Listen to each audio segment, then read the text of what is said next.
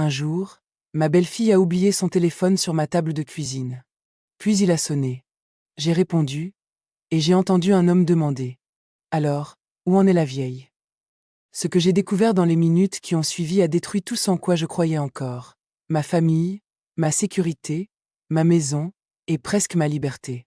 Avant que je vous raconte tout, dites-moi dans les commentaires de quelle ville vous m'écoutez. Et surtout, restez jusqu'à la fin, parce que ce que j'ai fait ensuite, elle ne l'avait pas vu venir. Je m'appelle Nadine Morel. J'ai 62 ans et, depuis la mort de mon mari, la maison est devenue étrangement silencieuse.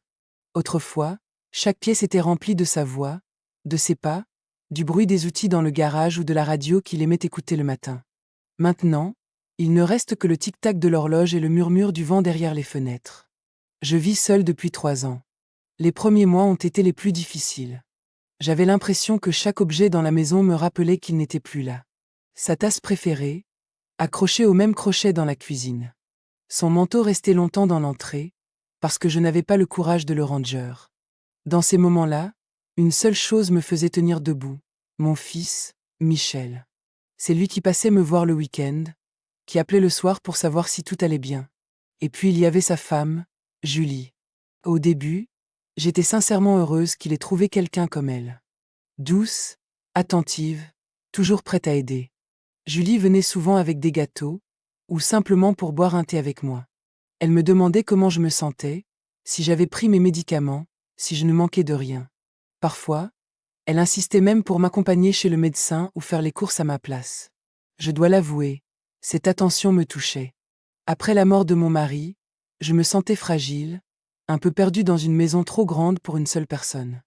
Alors la présence de Michel et de Julie me donnait l'impression que je n'étais pas complètement seule dans ce monde. Je pensais sincèrement pouvoir compter sur eux deux. Je croyais qu'ils étaient ma famille, mon soutien, les deux personnes qui veilleraient sur moi si un jour quelque chose m'arrivait. Jamais, pas une seule seconde, je n'aurais imaginé que tout ce que je pensais solide dans ma vie pouvait s'effondrer à cause d'un simple téléphone oublié sur ma table de cuisine. C'était un mardi ordinaire, vers la fin de l'après-midi. Rien de particulier ne s'était passé ce jour-là. Le ciel était gris, comme souvent à cette période de l'année, et dans la maison il faisait cette lumière douce et un peu triste des journées qui se terminent. Julie m'avait appelé un peu plus tôt. Sa voix était calme, presque tendre, comme toujours. « Nadine, comment vous sentez-vous aujourd'hui » m'avait-elle demandé. « Vous avez bien pris vos médicaments ?» Je me souviens avoir souri malgré moi. J'ai 62 ans, je ne me considère pas comme une vieille femme fragile, mais son attention me faisait quand même chaud au cœur. Nous avons parlé quelques minutes, de choses simples. De la pluie qui n'arrêtait pas depuis le matin, du travail de Michel qui le fatiguait beaucoup ces derniers temps, et du rendez-vous chez le médecin que j'avais prévu pour vendredi. Julie insistait encore pour m'accompagner. « Je viendrai vous chercher », disait-elle. « Vous ne devriez pas y aller seule. » Je lui avais répondu en riant que je savais encore monter dans un bus toute seule, mais au fond je trouvais ça touchant. La conversation s'est terminée comme toutes les autres. « Reposez-vous ce soir, Nadine », m'a-t-elle dit avant de raccrocher. « On se voit bientôt. » J'ai posé le téléphone sur la table de la cuisine et je me suis levée pour ranger les tasses. La maison était calme, paisible. C'est là que je l'ai vue. Sur la table, juste à côté du bol de sucre, il y avait un téléphone qui ne m'appartenait pas. Je me suis approchée et je l'ai reconnu immédiatement. C'était celui de Julie. Je me suis souvenu qu'elle était passée plus tôt dans la journée, en coup de vent, pour m'apporter quelques courses. Elle était toujours pressée, toujours entre deux choses. Elle avait probablement posé son téléphone sur la table en entrant, puis était repartie sans y penser. Ce n'était d'ailleurs pas la première fois. Julie avait cette habitude de tout faire très vite. Entrer, déposer un sac, discuter quelques minutes et repartir aussitôt. Je me suis dit que j'allais la rappeler pour lui dire qu'elle avait oublié son téléphone. Peut-être qu'elle n'était pas encore très loin. Je l'ai pris dans ma main, prête à composer son numéro. Et à ce moment-là, l'écran s'est allumé. Le téléphone s'est mis à sonner. L'écran du téléphone s'illumina dans ma main, et la sonnerie brisa le silence de la cuisine. Je restai une seconde immobile, ne sachant pas quoi faire. Ce n'était pas mon téléphone. Répondre aurait été impoli, peut-être même déplacé. Je pensais d'abord simplement le laisser sonner. Mais mon regard tomba sur le nom qui apparaissait sur l'écran. Dr. Martineau. Je fronçai les sourcils. Julie m'avait justement parlé, Quelques jours plus tôt, de petites inquiétudes concernant la santé de Michel. Rien de grave, disait-elle, mais elle attendait peut-être un appel d'un médecin. La sonnerie continuait. Je regardais la porte d'entrée, comme si Julie pouvait soudain revenir chercher son téléphone. Mais la maison était toujours aussi silencieuse. Peut-être que c'était urgent, pensais-je. Je sentis une légère hésitation me serrer la poitrine. Ce n'était pas vraiment mon affaire, mais si cela concernait mon fils, la sonnerie allait s'arrêter. Sans trop réfléchir davantage, je glissai mon doigt sur l'écran. « Allô » dis-je doucement, un peu incertaine. Pendant une fraction de seconde, il n'y eut que du silence. Puis une voix d'homme retentit dans l'écouteur. Une voix que je n'avais jamais entendue de ma vie. « Julie, c'est moi », dit-il d'un ton familier. Je sentis immédiatement que quelque chose n'allait pas. Ce n'était pas la voix d'un médecin. Il y avait dans sa manière de parler quelque chose de trop proche, trop détendu, presque complice. Je pris une inspiration pour expliquer qu'il s'était trompé. « Excusez-moi, je crois que vous… » Mais il ne me laissa pas terminer. Il y eut un léger bruit, comme s'il regardait l'écran de son téléphone. Puis il dit, avec une surprise agacée. « Attends, ce n'est pas Julie. » Je restai figé, le téléphone collé contre mon oreille. Et à cet instant précis, sans le savoir encore, je venais d'ouvrir la porte sur quelque chose qui allait bouleverser toute ma vie. Pendant une seconde, j'ai cru qu'il allait raccrocher. Mais au lieu de cela, j'ai entendu un léger soupir, puis sa voix est revenue, plus basse, presque amusée. « Bon, elle n'est pas là », murmura-t-il. « Il restai silencioso » Une étrange intuition me disait de ne rien dire. J'aurais pu expliquer qui j'étais, dire que Julie avait oublié son téléphone chez moi, mais quelque chose au fond de moi m'en empêchait. Une sensation froide, presque instinctive, comme si je me trouvais soudain devant une porte qu'il ne fallait pas refermer trop vite. L'homme continua à parler, pensant visiblement que Julie pouvait l'entendre quelque part dans la pièce. Puis il lâcha une phrase qui me glaça immédiatement. « Alors, où en est la vieille ?» Je sentis mon cœur se contracter brutalement dans ma poitrine. La vieille. Il parlait de moi. Il n'y avait aucun doute possible. Personne d'autre ne vivait dans cette maison. Personne d'autre n'était concerné par Julie et ses visites quotidiennes. Mes doigts se resserrèrent autour du téléphone. « J'espère que tu avances, Julie, » poursuivit-il d'un ton calme, comme s'ils avaient déjà parlé de tout cela des dizaines de fois. On ne peut pas traîner encore des mois avec cette histoire. Chaque mot tombait dans mon oreille comme une pierre. Il parlait lentement, avec l'assurance de quelqu'un qui connaît parfaitement la situation. Comme si ma vie, mes décisions, mon avenir, étaient déjà un dossier posé sur une table quelque part. « Il faut que tu fasses les choses correctement », continua-t-il. « On a déjà discuté de tout ça. » Je restai immobile au milieu de ma cuisine. Le téléphone collé contre mon oreille. Le regard fixé sur la fenêtre. Et dans ma tête, une seule pensée tournait en boucle. Il parlait de moi. Pas comme d'une personne. Comme d'un problème à régler. Je restais figé, incapable de bouger. Ma main tenait toujours le téléphone, mais j'avais l'impression que mes doigts ne m'appartenaient plus. L'homme continua à parler, toujours persuadé de s'adresser à Julie. Sa voix était calme, presque impatiente. « Les papiers sont prêts, tu le sais, » dit-il. « Le certificat pour la démence est déjà préparé. Il ne manque que ta signature pour lancer la procédure. » Je sentis un frisson me traverser le dos. « La veemense » Le mot resta suspendu dans l'air comme un coup de couteau. Je regardais autour de moi, comme si quelqu'un allait soudain apparaître pour me dire que tout cela n'était qu'une erreur. Mais la cuisine était silencieuse. Et la voix dans le téléphone continuait. « Le dossier pour le placement en maison de retraite est aussi prêt, » poursuivit-il. « La pension est réservée depuis 2 semaines. » Mon cœur battait si fort que je pouvais l'entendre dans mes oreilles. Une maison de retraite? Je n'avais jamais parlé de cela. Jamais. Je vivais seul, oui, mais je faisais mes courses, je conduisais encore, je cuisinais, je m'occupais de mon jardin. Personne ne m'avait jamais parlé d'un médecin. Personne ne m'avait parlé de démence. Et pourtant cet homme, au bout du fil, parlait de tout cela comme d'une affaire déjà réglée. « Il faut simplement accélérer », ajouta-t-il d'un ton sec. « Si on tarde encore, elle peut changer les papiers ou parler à quelqu'un. » Je sentis mon estomac se nouer. Il parlait de moi comme d'un obstacle. Pas comme d'une mère. Pas comme d'une personne. Juste comme d'un dossier qu'il fallait fermer rapidement. Plus vite ce sera signé, plus vite tout sera terminé, conclut-il. Pendant quelques secondes, je restais immobile, incapable même de respirer correctement. Chaque mot que j'avais entendu semblait encore flotter dans l'air de ma cuisine. Certificate. Demence. Maison de retraite. Signature. Je sentis un froid profond se répandre dans ma poitrine. Au début, une petite partie de moi voulait encore croire qu'il s'agissait d'un malentendu. Peut-être qu'il parlait d'une autre personne, d'une patiente, d'une vieille parente. Mais la vérité s'imposa à moi avec une lenteur terrible. Il parlait de moi, de ma vie, de ma maison, de ma liberté. Je posai lentement ma main libre sur la table pour ne pas vaciller. Dans le téléphone, l'homme continuait de parler, toujours convaincu que Julie l'écoutait. Une fois qu'elle sera officiellement déclarée inapte, tout sera beaucoup plus simple, expliqua-t-il. L'admission au pensionnat se fera sans problème. Iesentis magor seserar. Inapti. Comme si je n'étais plus capable de décider pour moi-même.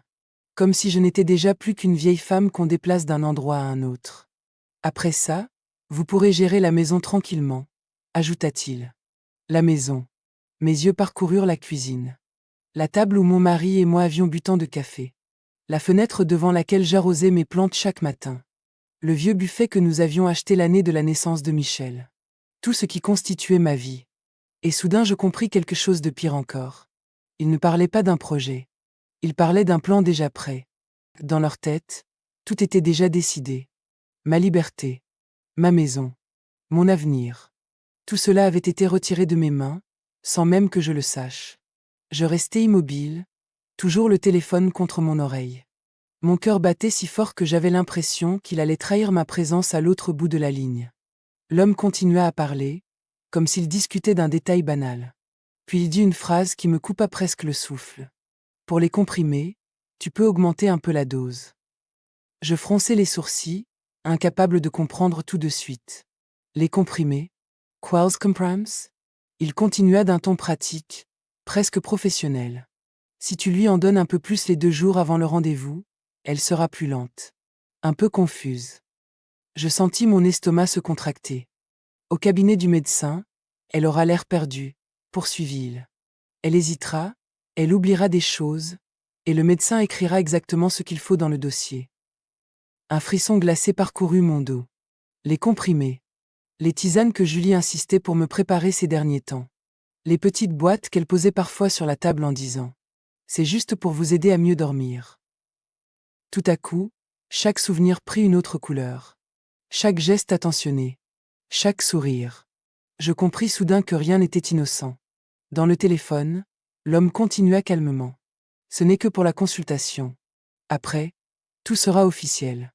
Une fois qu'elle sera déclarée incapable, on pourra avancer beaucoup plus vite. Je restais debout au milieu de ma cuisine. La pièce semblait soudain étrangère. Comme si les murs eux-mêmes avaient entendu quelque chose qu'ils n'auraient jamais dû entendre. Et dans ma tête, une pensée terrible se forma lentement. Ils ne voulaient pas seulement me faire passer pour folle. Ils étaient prêts à me rendre folle, pour de vrai. Je pensais avoir déjà entendu le pire. Mais l'homme continua à parler. Sa voix devint presque plus légère, comme si la conversation passait maintenant à quelque chose de plus agréable. Et puis il y a la maison, dit-il. Mon cœur se serra. La maison. Je ne bougeais plus. J'ai regardé les estimations, poursuivit-il. Dans ce quartier, ça part vite. Je sentis ma main trembler légèrement autour du téléphone. Si tout se passe comme prévu, vous pourrez la vendre autour de 9 millions. Peut-être un peu plus si vous tombez sur un bon acheteur. 9 millions. Il prononça la somme avec la même tranquillité qu'on parlerait du prix d'une voiture. Comme si cette maison n'était qu'un objet posé sur un marché. Comme si elle ne contenait pas toute ma vie. Les dimanches en famille.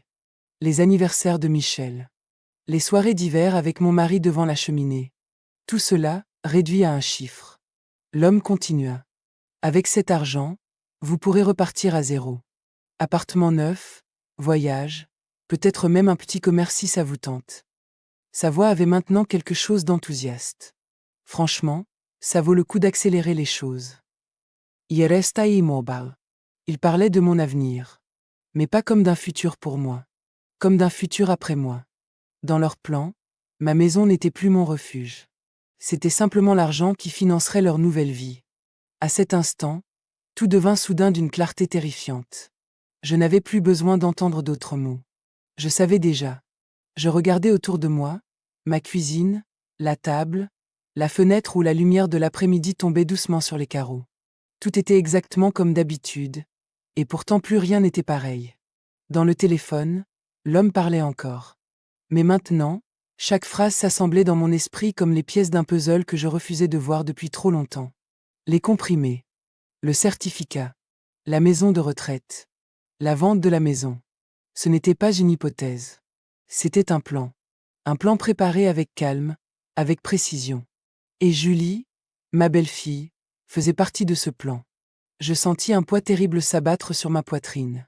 Pendant des années, je l'avais accueillie ici comme ma propre fille. Je lui avais confié mes clés, mes habitudes, mes faiblesses. Et maintenant je comprenais. Elle n'essayait pas de m'aider. Elle préparait ma disparition.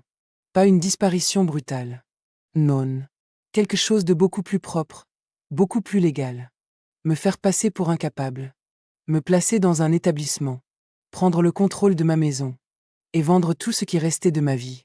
Je restais immobile, le téléphone toujours contre mon oreille. Une seule pensée traversa mon esprit. Il ne voulait pas seulement mon argent. Il voulait m'effacer. Je n'eus même pas le temps de réfléchir à ce que je venais d'entendre. À peine avais-je posé le téléphone sur la table que j'entendis la clé tourner dans la serrure. La porte d'entrée s'ouvrit. Je sentis mon cœur battre plus vite. Julie entra dans la maison avec le même pas léger que d'habitude. « Oh, j'ai oublié mon téléphone », dit-elle d'une voix presque joyeuse en retirant son manteau. Je la regardais depuis la cuisine. Pendant un instant, j'eus l'impression de voir une étrangère. Elle s'approcha de la table avec un sourire doux, comme si rien au monde n'était troublé. « Vous n'avez pas eu froid ?» demanda-t-elle gentiment. Je voulais laisser la soupe sur le feu. Sa voix était calme, attentive, presque tendre. Elle posa une main sur mon épaule. Un geste qu'elle faisait souvent. « Vous avez pris vos comprimés aujourd'hui ?» ajouta-t-elle avec cette même douceur inquiète que j'avais toujours trouvée touchante. Je sentis mon ventre se nouer. Quelques minutes plus tôt, j'avais entendu un homme expliquer comment augmenter la dose de ces mêmes comprimés.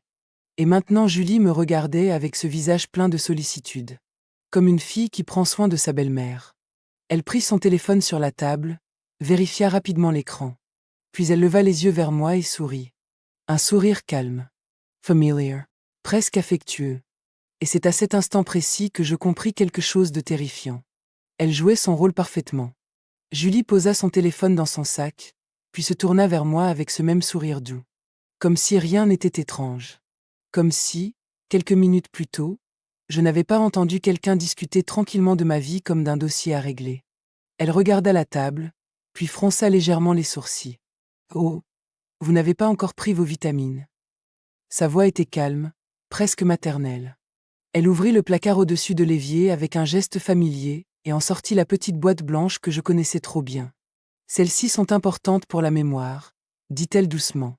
Le médecin a dit qu'il ne fallait surtout pas oublier. Elle posa le verre d'eau devant moi, puis 2 comprimés dans ma paume. Je regardais ces petites pastilles blanches. Avant cet appel, je les aurais avalées sans réfléchir. Parce que je lui faisais confiance. Parce que je croyais qu'elle voulait m'aider. Mais maintenant, chaque mot que j'avais entendu résonnait dans ma tête. Augmente la dose. Elle aura l'air confuse. Le médecin écrira ce qu'il faut.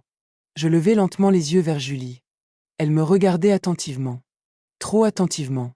Son regard ne quittait pas ma main. « Allez, » dit-elle doucement. « Prenez-les maintenant, comme ça je serai tranquille. » Elle sourit. Mais ce n'était plus le même sourire que je voyais autrefois. C'était un sourire qui attendait, qui vérifiait, qui surveillait. Et à cet instant précis, je compris que ce n'était pas seulement un geste de gentillesse. C'était un contrôle. Je regardais les comprimés dans ma main. Petits. Blanks. Inoffensifs en apparence. Pendant des années, je les aurais avalés sans poser la moindre question. Mais maintenant, tout était différent. Je levai les yeux vers Julie et je lui souris doucement, comme si rien n'avait changé. « Oui, bien sûr, » dis-je calmement. Je portai le verre d'eau à mes lèvres. Puis je fis semblant d'avaler les comprimés. Julie observait chacun de mes gestes avec une attention presque invisible, mais je la sentais. Je reposai le verre sur la table. « Voilà, » murmurai-je. Elle me regarda quelques secondes encore, comme pour vérifier. Puis son visage se détendit. « Parfait, » dit-elle avec satisfaction. « C'est important pour vous. » Elle prit son sac, jeta un dernier regard dans la cuisine et se dirigea vers la porte. « Reposez-vous bien, » ajouta-t-elle doucement. « Je repasserai demain. » La porte se referma derrière elle. Le silence revint dans la maison. Je restai immobile quelques secondes. Puis j'ouvris lentement ma main. Les 2 comprimés étaient toujours là. Je les avais simplement gardés sous ma langue. Je me levai, marchai jusqu'à l'évier et les laissai tomber dans le siphon. Ils disparurent dans l'eau avec un petit bruit sec. Je restai un moment devant l'évier, les mains posées sur le bord. Mon cœur battait encore vite. Mais cette fois, ce n'était plus seulement de la peur. Pour la première fois depuis longtemps, quelque chose d'autre venait de naître en moi. Une décision. S'il avait commencé à jouer avec ma vie, alors moi aussi, j'allais commencer à jouer. Quand la porte se referma derrière Julie, la maison retomba dans un silence lourd. Je restai quelques minutes immobile dans la cuisine. Puis je m'assis lentement à la table. Mes mains étaient calmes, mais à l'intérieur de moi, quelque chose travaillait avec une précision presque douloureuse. Les pièces du puzzle commençaient à se rassembler. Je repensais aux dernières semaines. À toutes ces petites choses que j'avais trouvées étranges sans vraiment vouloir y réfléchir. Julie venait beaucoup plus souvent qu'avant. Toujours avec ce même sourire attentif. Toujours avec cette phrase. « Je m'inquiète pour votre mémoire. » Au début, j'avais trouvé cela touchant. Une belle fille qui prend soin de moi. Qui me demande si j'ai bien pris mes comprimés. Qui vérifie mes rendez-vous. Qui note les choses dans un petit carnet. Mais maintenant, chaque souvenir prenait une autre couleur. Les questions répétées. Les rappels constants. Les regards qui observaient trop attentivement mes réponses. Vous vous souvenez de ce que vous avez fait hier? Vous êtes sûr? Vous oubliez beaucoup de choses ces derniers temps. Je m'étais même surprise, un soir, à douter de moi. À me demander si je devenais vraiment distraite. Si ma mémoire me trahissait. Et à cet instant précis, je compris quelque chose qui me fit frissonner. Julie ne surveillait pas ma santé. Elle surveillait mes faiblesses. Ou plutôt, elle essayait de les créer. Je restai longtemps assise à la table, les yeux fixés sur le verre d'eau. Puis une autre pensée, encore plus troublante, traversa lentement mon esprit. Je repensai à ces derniers jours.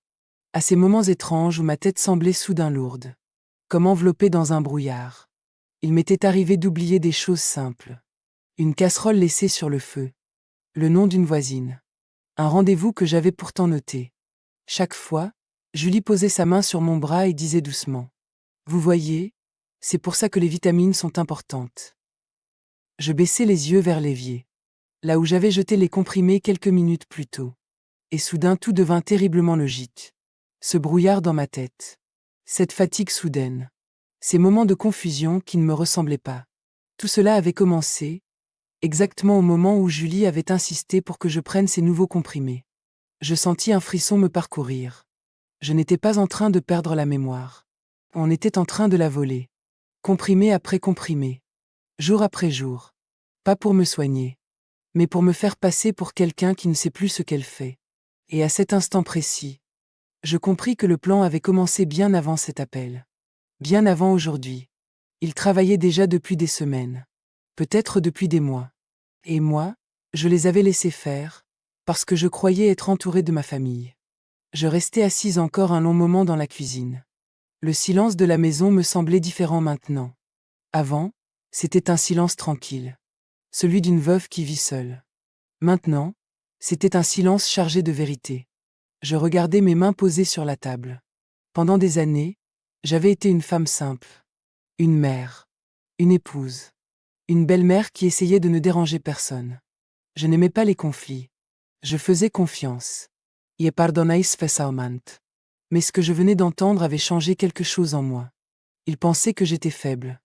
Qu'il suffisait de quelques comprimés et d'un certificat pour m'effacer. Qu'il pouvait me faire passer pour une vieille femme confuse et prendre tout ce que j'avais construit. Je me levai lentement. Je marchais jusqu'à la fenêtre et regardais le jardin. C'était mon jardin. Chaque arbre avait été planté avec mon mari. Chaque pierre de cette maison racontait une partie de notre vie. Je posai la main sur le rebord de la fenêtre. Et pour la première fois depuis le début de cette histoire, je ne ressentais plus seulement de la peur. Je ressentais quelque chose de beaucoup plus solide. Une décision. Je ne serais pas leur victime. Pas cette fois. Si Julie pensait que je devenais confuse, alors je lui laisserais croire. Je continuerais à sourire, à faire semblant d'avaler ses comprimés, à jouer la vieille femme docile. Mais pendant ce temps, moi aussi, j'allais préparer quelque chose. Je pris mon téléphone et le posai sur la table. Une idée claire venait de se former dans mon esprit. S'ils avaient un plan contre moi, alors moi aussi, j'allais commencer à rassembler des preuves. Et cette fois, ce seraient eux qui devraient avoir peur. Le lendemain matin, Julie arriva comme d'habitude. Avec son sourire doux. Avec sa voix calme. Comme si rien au monde n'était étrange. Elle posa son sac sur la chaise près de la cuisine et commença immédiatement à s'agiter autour de moi. « Vous avez bien dormi ?» demanda-t-elle en ouvrant les rideaux. « Il faut prendre l'air le matin, c'est bon pour la mémoire. » Je hochai doucement la tête, jouant mon rôle. « Oui, oui, bien sûr, » répondis-je en prenant un ton légèrement distrait. Julie sembla satisfaita. Elle se dirigea vers le salon pour répondre à un appel. J'entendis sa voix dans le couloir, basse, pressée. Pendant ce temps, son sac restait là, ouvert, sur la chaise. Je restai immobile quelques secondes. Mon cœur battait plus vite. Je n'avais jamais fouillé dans les affaires de quelqu'un de ma vie. Mais quelque chose en moi savait que c'était le moment. Chaque pas me paraissait trop bruyant. Je regardais vers le couloir. Julie parlait toujours au téléphone. Je m'approchai de la chaise et entr'ouvris légèrement le sac. À l'intérieur, il y avait un portefeuille, quelques papiers et un petit carnet noir. Un carnet simple. Je le pris. Et dès que je le retournai, mon cœur se serra.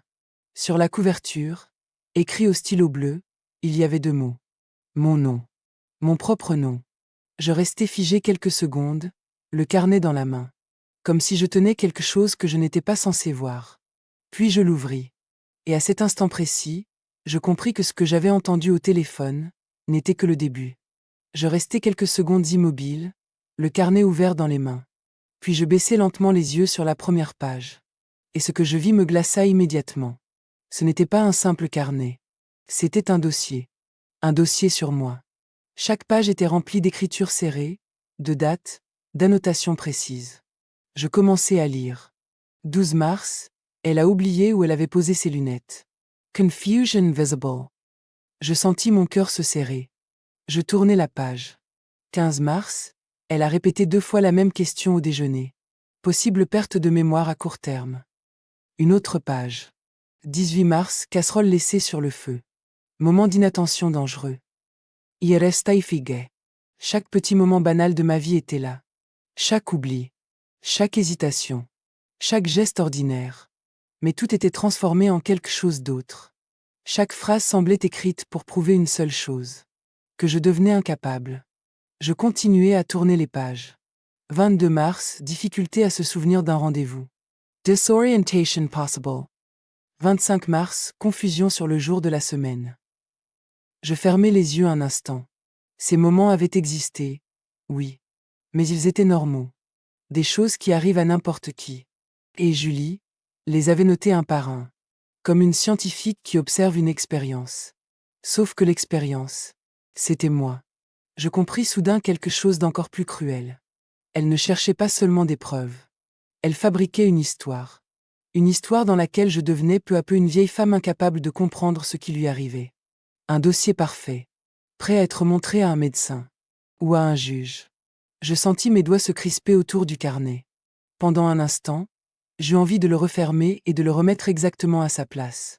Comme si je n'avais rien vu. Comme si cette vérité pouvait encore disparaître. Mais je savais que ce n'était plus possible. Je sortis lentement mon téléphone de la poche de mon gilet. Mes mains tremblaient légèrement, mais mon esprit, lui, était étrangement calme. Je tournai la première page du carnet. Puis je pris une photo. Le petit clic de l'appareil me sembla assourdissant dans le silence de la cuisine. Je jetai un regard vers le couloir. Julie parlait toujours au téléphone. Je tournai une autre page. Encore une photo. Puis une autre. Page après page. Chaque note. Chaque date. Chaque phrase qui transformait ma vie ordinaire en preuve de folie. Je photographiai tout. Quand j'eus terminé, je refermai soigneusement le carnet. Je le remis exactement à l'endroit où je l'avais trouvé, dans son sac. Puis je retournai m'asseoir à la table comme si de rien n'était. Mon téléphone était posé devant moi. Je regardais les images. Les pages du carnet. Mon nom écrit sur la couverture. Et soudain tout devint clair. Ce n'était pas un simple soupçon. Julie ne s'inquiétait pas pour ma santé. Elle construisait un dossier. Un faux dossier. Méthodique. Précis. Un dossier destiné à prouver que j'étais atteinte de démence. Je sentis un froid calme s'installer en moi. La peur avait disparu. À sa place, il y avait maintenant quelque chose de beaucoup plus solide. Je savais enfin une chose avec certitude. Il pensait préparer un dossier contre moi. Mais à partir d'aujourd'hui, c'était moi qui commençais à préparer le mien. Je repris mon téléphone et regardai encore les photos des pages. Chaque ligne révélait quelque chose de nouveau. Chaque détail me faisait comprendre à quel point tout cela était organisé depuis longtemps. Je zoomai sur une des dernières pages du carnet. Et là, je vis une note écrite plus soigneusement que les autres. Une date, un horaire et un nom. Je plissai les yeux pour mieux lire. Rendez-vous, Dr Bernard Lefebvre. Consultation gériatrique. Mercredi, 10h30. Je sentis mon cœur se serrer. Je n'avais jamais entendu ce nom. Jamais. Je continuai à lire la ligne en dessous. Evaluation cognitive. Suspicion de démence. Y restai immobile. Une consultation. Un examen. Et moi, je n'en savais absolument rien. Personne ne m'avait parlé d'un médecin. Personne ne m'avait demandé mon avis. Je tournais encore une page photographiée. Une autre note apparaissait. Préparer dossier complet pour la consultation. Carnet d'observation plus comportement quotidien. Mon regard se fixa sur ces mots. Le carnet. Les notes. Les comprimés. Tout cela servait à préparer cette visite. Je compris alors quelque chose de terrifiant. Le plan n'était pas seulement de parler de ma mémoire. Ils avaient déjà prévu l'étape suivante. Un médecin. Un spécialiste des personnes âgées. Quelqu'un qui pourrait officiellement écrire noir sur blanc que je n'étais plus capable de décider pour moi-même. Et ce rendez-vous existait déjà. Fixe. Organisé. Sans que je le sache. Un peu plus tard dans la journée, Julie revint dans la cuisine avec 2 tasses de thé. Elle posa l'une devant moi et s'assit en face, avec ce même air attentif qu'elle prenait souvent ces derniers temps. Je savais déjà ce qui allait venir. Je le sentais presque. Elle resta quelques secondes silencieuse, comme si elle cherchait la meilleure manière de commencer. Puis elle posa doucement sa main sur la table. « J'ai pensé à quelque chose pour vous, » dit-elle d'une voix douce. Je levai les yeux vers elle, faisant semblant de ne rien comprendre. « Ah oui ?» Elle sourit, un sourire patient. « Vous savez, ces derniers temps vous semblez un peu fatigué. Parfois vous oubliez des petites choses. » Elle parlait lentement, avec précaution. Exactement comme quelqu'un qui aborde un sujet délicat. « Rien de grave, » ajouta-t-elle rapidement. « Ça arrive à tout le monde avec l'âge. » Je hochai la tête, comme si je réfléchissais. À l'intérieur, pourtant, je savais déjà où cette conversation menait. Julie prit une petite inspiration. « J'ai pris un rendez-vous chez un spécialiste, » continua-t-elle. « Juste pour vérifier que tout va bien. » Elle se pencha légèrement vers moi. « C'est simplement de la prévention. » Le mot resta suspendu entre nous. « Prévention. Le docteur Lefebvre est très réputé, » poursuivit-elle. « Il s'occupe des changements liés à l'âge. C'est important pour votre sécurité. » Ma sécurité. Je regardais son visage. Elle parlait avec une douceur parfaite. Une douceur étudiée. Comme ça, si tout va bien, on sera rassurés toutes les deux, ajouta-t-elle avec un petit sourire. Je restai silencieuse quelques secondes. Puis je baissai les yeux vers ma tasse de thé. Et je murmurai simplement. Oui, bien sûr. Julie sembla soulagée. Mais ce qu'elle ignorait, c'est que je connaissais déjà ce rendez-vous. Et que je savais exactement pourquoi elle avait si peur que je le refuse. Julie continuait de parler doucement en face de moi. Elle expliquait encore que ce rendez-vous n'était qu'une précaution, que beaucoup de personnes de mon âge faisaient ce genre de contrôle. J'hochais la tête de temps en temps, comme si je réfléchissais, comme si j'étais un peu perdue. Mais à l'intérieur de moi, tout était devenu très clair.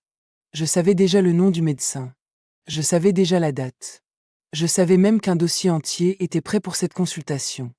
Les notes dans le carnet. Les observations. Les comprimés. Tout cela n'était pas destiné à m'aider. Tout cela servait à construire une histoire. Une histoire dans laquelle je devenais une vieille femme confuse. Et ce médecin, ce docteur Lefebvre, n'était pas là pour découvrir la vérité. Il était là pour confirmer quelque chose qui avait déjà été décidé. Ieregadaigole.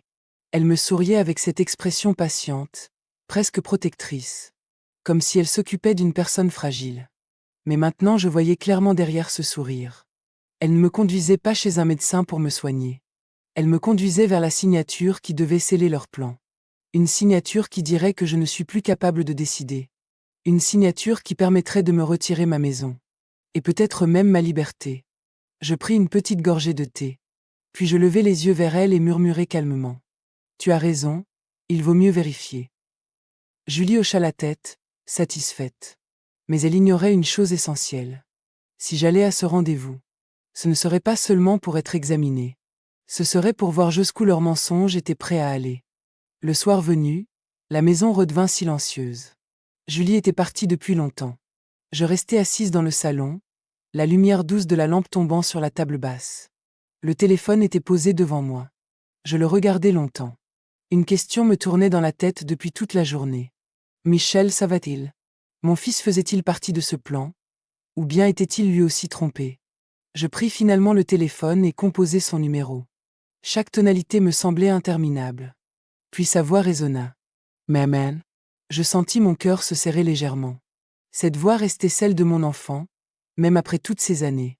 Bonsoir, mon chéri, dis-je doucement. Tout va bien. Je pris quelques secondes avant de répondre. Je ne voulais pas qu'il sente la tension dans ma voix. Oui, oui, je voulais simplement te parler un peu. Il sembla soulagé. Bien sûr. Qu'est-ce qu'il y a? Je choisis mes mots avec soin. Moi? Julie m'a parlé d'un rendez-vous chez un médecin, dis-je calmement. Pour ma mémoire. Il y eut un petit silence. Oui, elle m'a mentionné quelque chose comme ça, répondit-il finalement. Je continuai, avec le ton le plus naturel possible. Tu as remarqué, toi aussi, des choses étranges chez moi? Des oublis? Des comportements bizarres? De l'autre côté de la ligne, Michel sembla surpris. Des choses bizarres.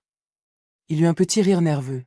Maman, tu oublies parfois tes lunettes ou le nom d'un film, mais tout le monde fait ça. Y restai silenciosa. Pourquoi tu demandes ça? Ajouta-t-il. Je regardai la pièce autour de moi.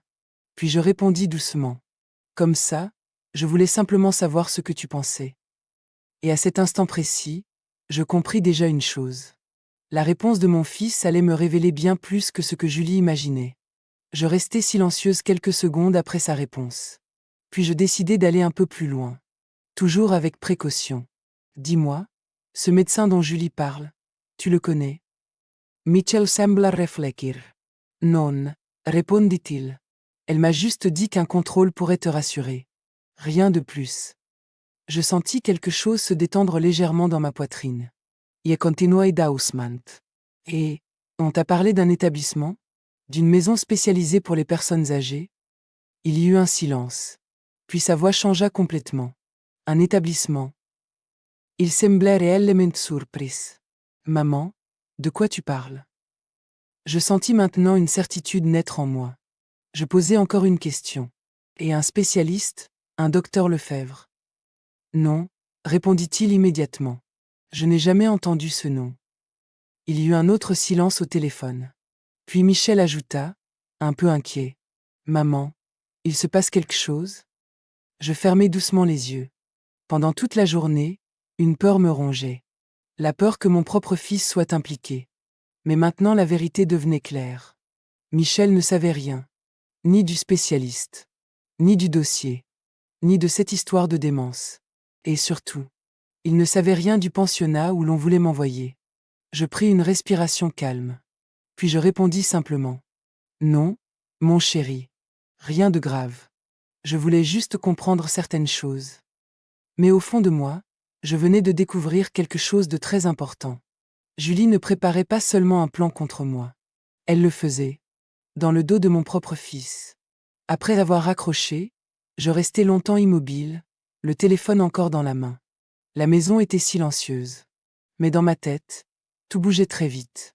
Je venais d'obtenir la réponse que je redoutais depuis toute la journée. Michel ne savait rien. Rien du spécialiste. Rien du dossier. Rien de cette histoire de démence. Je sentis un souffle de soulagement passer dans ma poitrine. Au moins, mon fils n'était pas en train de comploter contre moi.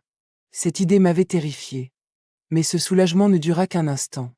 Car une autre pensée, beaucoup plus inquiétante, prit aussitôt sa place. Si Michel ne savait rien, alors Julie agissait seule. Seule, mais avec une précision glaciale. Je repensais à sa voix douce, à ses gestes attentionnés, à la manière dont elle me regardait prendre les comprimés. Tout cela n'était pas improvisé. C'était calculé. Elle construisait son plan étape par étape. Et le plus troublant, c'était qu'elle utilisait le nom de Michel comme un bouclier. Quand elle parlait du médecin, elle disait « Nous pensons que c'est mieux ». Quand elle évoquait ma mémoire, elle ajoutait « Michel s'inquiète pour vous ». Mais maintenant je savais. Mon fils n'avait jamais dit ces choses. Julie parlait en son nom. Elle créait l'illusion que toute la famille était d'accord. Pour que je ne doute de rien. Je posai lentement le téléphone sur la table. Et je compris quelque chose de très important. Je n'avais pas seulement affaire à quelqu'un de malhonnête. J'avais affaire à quelqu'un de patient. De méthodique. Et surtout, de très dangereux. Plus tard dans l'après-midi, Julie revint à la maison. Elle s'agita un moment dans le salon, cherchant quelque chose dans ses affaires, puis dit qu'elle devait passer rapidement à la pharmacie du quartier. Je reviens dans une demi-heure, lança-t-elle en prenant son manteau. La porte se referma. Je restai immobile quelques secondes. Puis je me levai. Son sac était resté sur la chaise, comme le matin. Mais cette fois, quelque chose dépassait légèrement de la fermeture éclair. Un coin de papier cartonné. Je m'approchai lentement. Je tirai doucement ce qui dépassait. Ce n'était pas un carnet. C'était une chemise épaisse, une véritable pochette de documents. Mon cœur se mit à battre plus fort. Je l'ouvris. Et immédiatement mes mains devinrent froides. À l'intérieur se trouvaient plusieurs dossiers soigneusement classés. Le premier document portait un titre officiel. Demande d'admission en résidence spécialisée pour personnes dépendantes. Je sentis mes doigts se raidir. Mon nom était écrit en haut de la page. Je tournai lentement la feuille. Un autre document apparaissait. Evaluación médicale preliminaire. Suspicion de demencia. Mais ce qui me coupa presque le souffle se trouvait plus bas. Une signature prévue. Un espace réservé pour le médecin. Comme si tout était déjà prêt. Je tournai encore une page. Cette fois, c'était un document juridique. Procuration de gestion. Autorisation pour une tierce personne de gérer mes comptes, mes décisions administratives, et même mes biens. Le nom de Julie était inscrit dans la case du représentant. Je sentis mes mains devenir presque engourdies. Tout était là. Le diagnostic. Le pensionnat. La prise de contrôle de ma vie. Et de ma maison. Tout était prêt. Il ne manquait qu'une chose. Ma chute officielle. Et la signature qui confirmerait que je n'étais plus capable de décider pour moi-même. Je continuai à feuilleter la chemise. Les mains devenues presque insensibles. Je pensais déjà avoir vu le pire. Mais une autre pile de documents se trouvait derrière les papiers du pensionnat. Je tirai doucement ces feuilles vers moi. Et je sentis mon cœur se serrer. En haut de la première page, il était écrit « Estimation Immobilière ». Juste en dessous, l'adresse de ma maison. Ma maison. Je parcourus rapidement les lignes. Surface du terrain. Année de construction. Valeur estimée. Et puis le chiffre. Environ 9 millions. Je restai quelques secondes à fixer ce nombre. Le même que j'avais entendu au téléphone. Je tournai la page. Un autre document apparaissait. Projet de vente. La maison décrite comme un bien disponible à la transaction. Comme si elle ne m'appartenait déjà plus.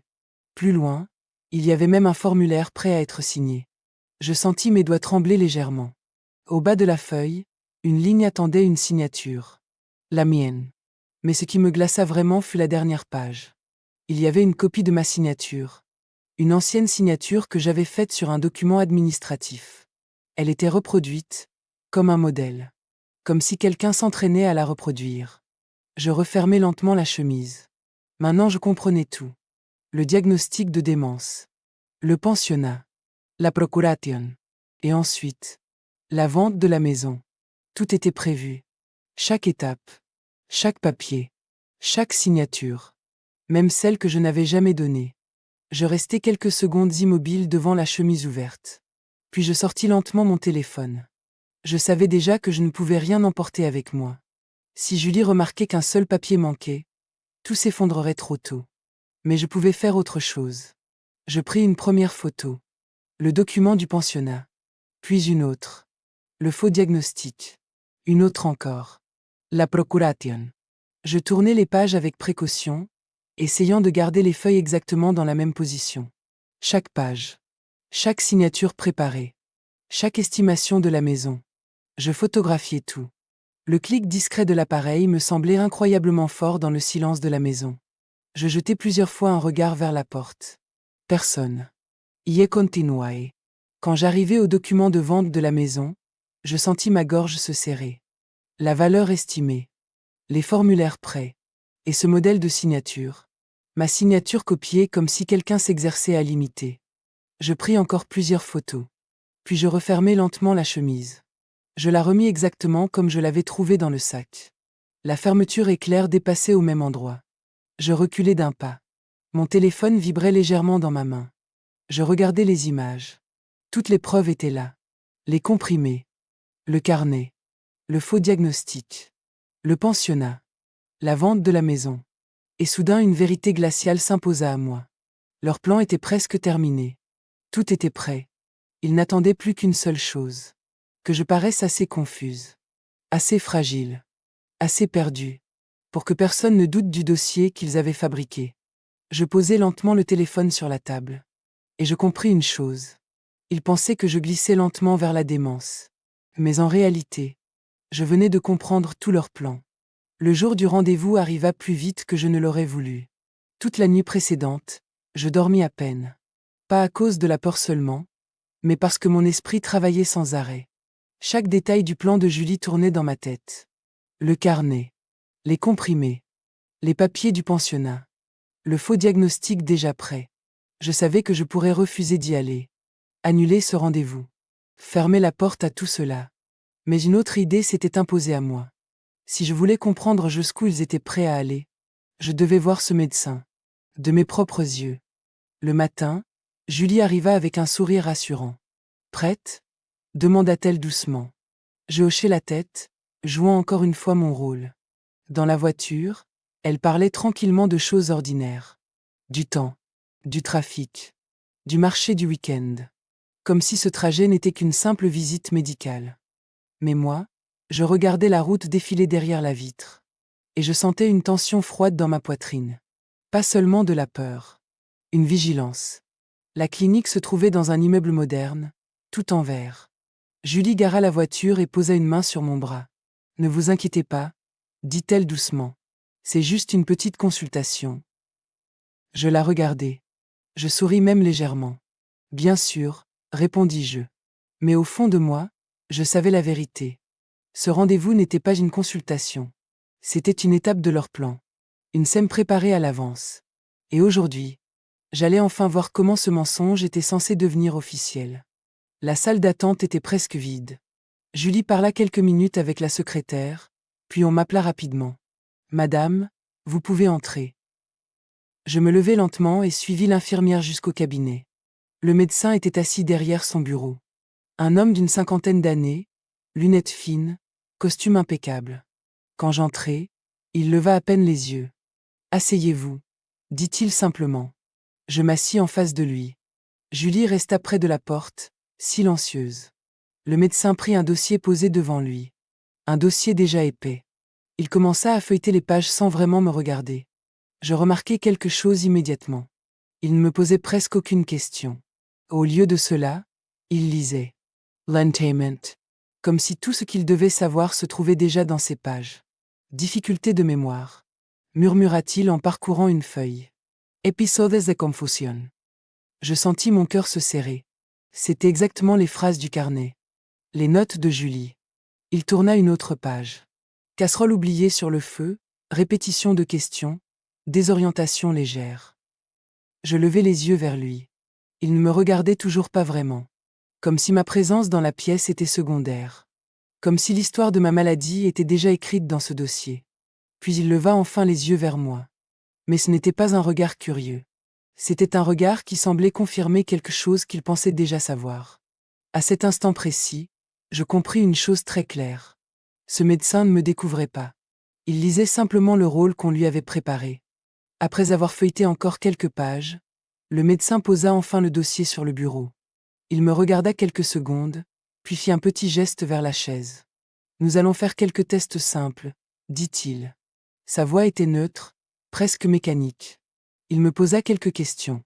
Le jour de la semaine. La date. 3 mots à retenir. Puis il me demanda de dessiner une horloge. Tout cela dura à peine quelques minutes. Hier pondiscament.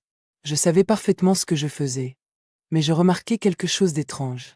Il notait très peu mes réponses. Par contre, il écrivait beaucoup dans le dossier. Comme si ce qu'il inscrivait était déjà décidé. Après un moment, il referma son stylo. Puis il se tourna légèrement vers Julie. Il y a effectivement certains signes de déclin cognitif, déclara-t-il d'un ton sérieux. Hier resta immobile. Julie hocha doucement la tête, comme si cette conclusion ne la surprenait pas du tout. Le médecin continua. Rien d'inhabituel pour une personne de cet âge, mais cela nécessite une surveillance régulière. Surveillance. Le mot resta suspendu dans la pièce. Il joignit les mains sur le bureau. Il faudra réfléchir à un encadrement plus constant, ajouta-t-il. Quelqu'un qui puisse suivre ses activités quotidiennes. Je sentis mon estomac se nouer. Puis il prononça la phrase suivante avec un calme presque administratif. Dans certains cas, il est préférable d'envisager un établissement spécialisé. Un établissement. Je tournai légèrement la tête vers Julie. Elle restait silencieuse. Mais je vis dans ses yeux quelque chose qui ressemblait à de la satisfaction. Et à cet instant précis, je compris que cette conversation faisait déjà partie de leur plan. Quand nous sortîmes de la clinique, Julie semblait étrangement satisfaite. Elle parlait d'une voix douce, presque rassurante. « Vous voyez, ce n'était pas si terrible, » dit-elle en ouvrant la portière de la voiture. « Il faut juste faire attention maintenant. » Je hochai la tête, comme si j'étais un peu fatiguée. Comme si cette consultation m'avait troublée. Mais à l'intérieur de moi, quelque chose s'était encore renforcé. Sur le chemin du retour, je restais silencieuse. Je regardais la route défiler derrière la vitre. Et je pensais à une seule chose. Les comprimés. Le soir, une fois seule dans la maison, je pris mon téléphone. Je composai un numéro que je connaissais par cœur. Celui de mon vrai médecin. Le docteur Martin. Il me suivait depuis des années. Il connaissait mon dossier. Il connaissait ma santé. Il répondit après quelques sonneries. « Bonsoir, madame. Tout va bien ?» Je pris une respiration calme. « Oui, je voulais simplement vous poser une question, » dis-je.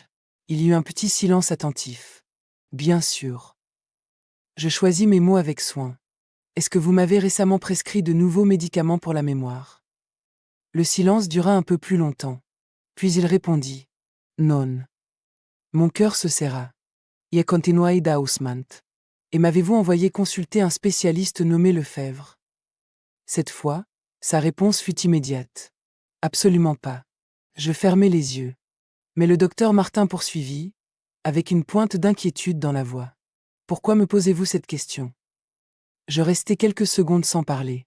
Puis je murmurai. « Parce que quelqu'un prétend que tout cela vient de vous. » De l'autre côté du téléphone, il y eut un silence lourd. Et à cet instant précis, je compris une chose avec une certitude glaciale. Les comprimés. Le médecin. La consultation. Rien de tout cela ne venait de mon véritable docteur. Tout cela avait été inventé. Le lendemain matin, je sortis de la maison plus tôt que d'habitude. Dans ma poche, j'avais gardé un des comprimés que Julie me donnait chaque jour. Je marchais lentement jusqu'à la pharmacie du quartier. Une petite pharmacie où je venais depuis des années. La même odeur de médicaments et de désinfectants. La même lumière blanche. Derrière le comptoir se trouvait une jeune pharmacienne que je connaissais de vue. Je m'approchai calmement. « Bonjour, » dis-je. Elle sourit. « Bonjour madame, je peux vous aider ?» Je sortis le comprimé de ma poche et le posai doucement sur le comptoir. « Est-ce que vous pourriez me dire ce que c'est ?»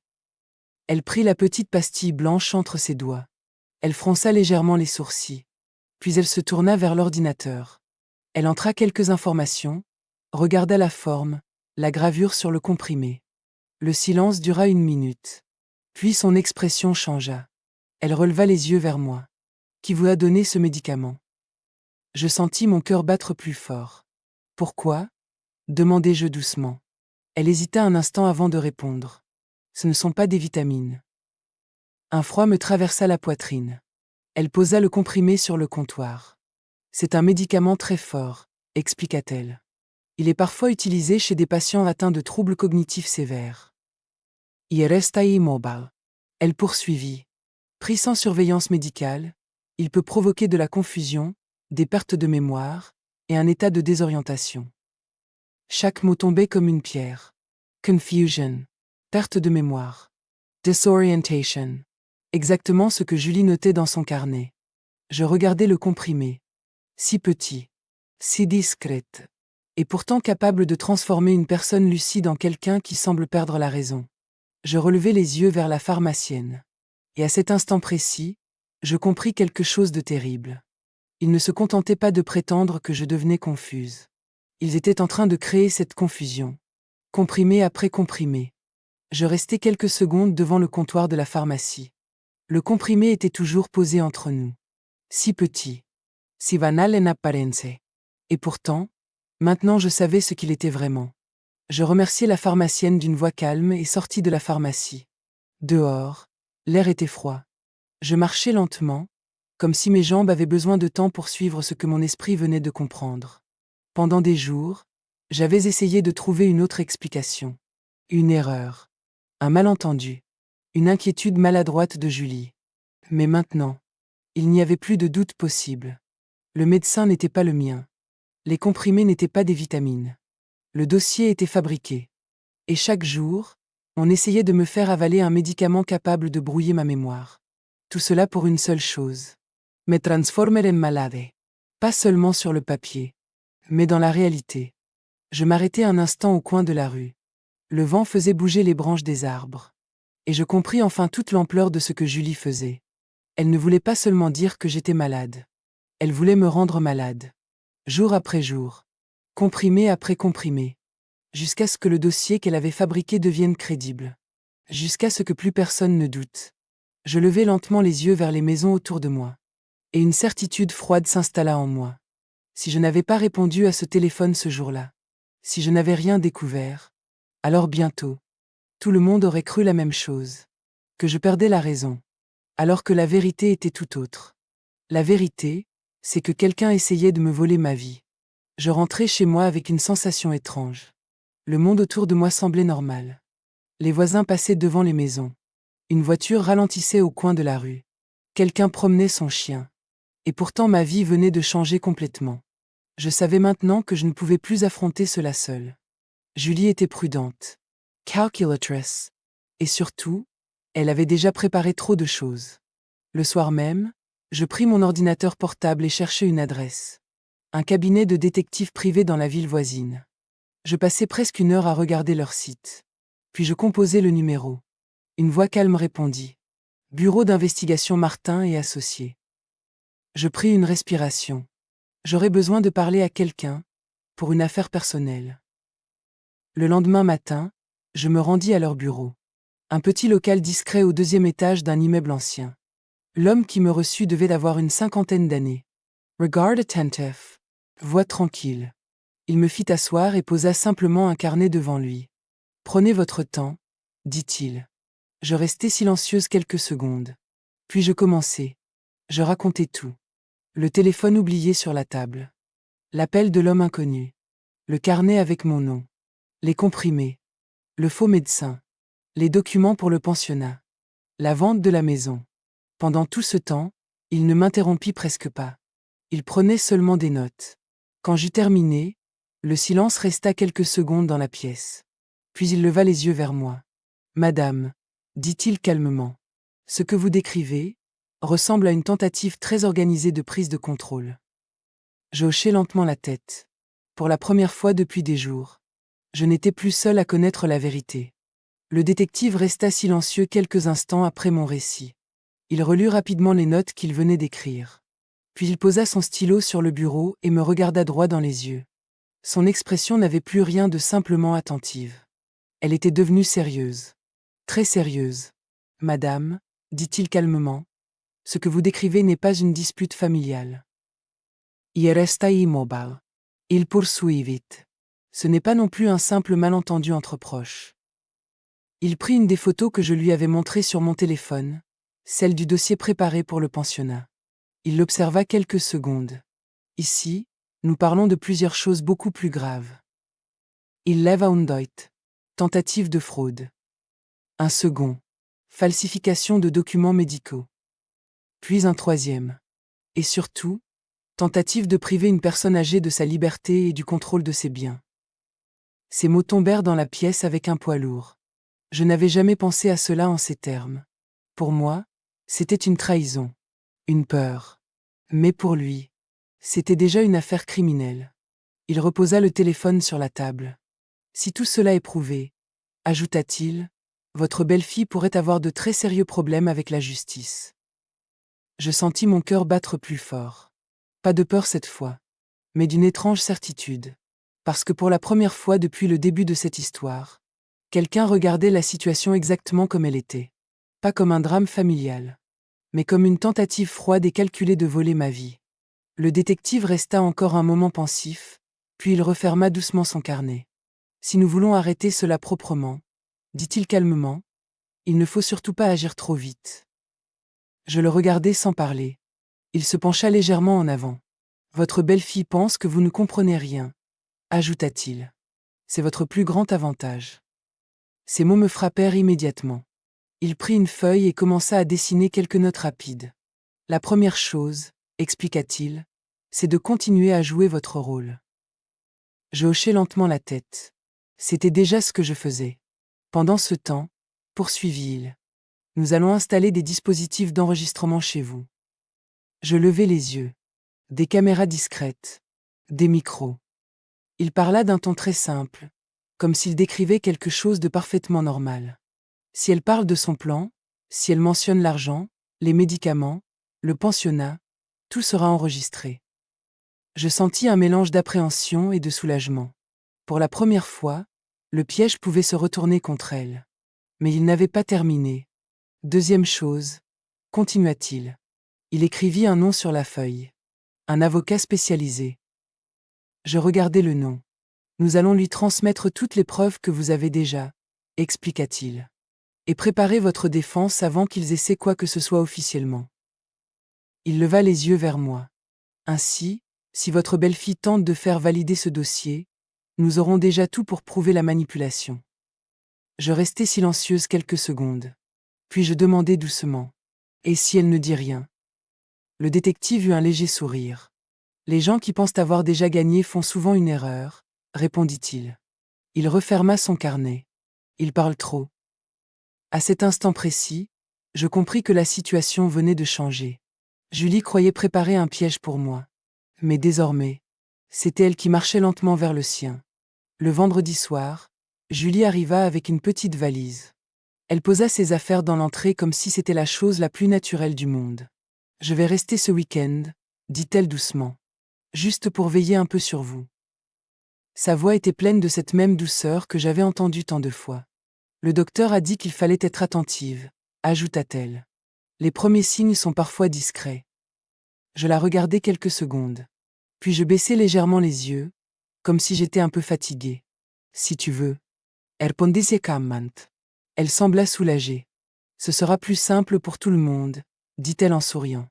Elle monta sa valise dans la chambre d'amis, parla de préparer le dîner, ouvrit les fenêtres comme si elle s'installait dans une maison où elle avait déjà tous les droits. Mais ce qu'elle ignorait, c'est que la maison n'était plus seulement la mienne. Depuis 2 jours, de petites caméras invisibles étaient installées dans le salon. Un micro discret se trouvait sous la table de la cuisine. Et chaque pièce où elle aimait parler tranquillement était devenue un endroit où chaque mot pouvait être entendu. Je la regardais s'agiter dans la cuisine. Toujours aussi attentive. Toujours aussi douce. Comme une belle fille dévouée. Mais maintenant je savais. Elle ne venait pas pour prendre soin de moi. Elle venait surveiller si son plan avançait. Et pour la première fois depuis le début de cette histoire, je n'avais plus peur qu'elle reste sous mon toit. Le lendemain matin, Julie se leva plus tôt que moi. Quand j'entrai dans la cuisine, elle avait déjà préparé le thé et posé les comprimés sur la table. 2 petites pastilles blanches. Toujours les mêmes. Il faut continuer régulièrement, dit-elle doucement en me poussant le verre d'eau. Le docteur a insisté. Je fis semblant d'hésiter, comme si j'étais un peu confuse. Puis j'hochai lentement la tête et portai le verre à mes lèvres. Les comprimés restèrent cachés sous ma langue. Julie m'observa attentivement. Comme toujours. Quand elle fut convaincue que je les avais avalés, elle se détendit légèrement. Elle s'assit en face de moi avec une expression sérieuse. Tu sais, commença-t-elle d'un ton presque compatissant, le docteur pense qu'il vaut mieux commencer à réfléchir à certaines solutions.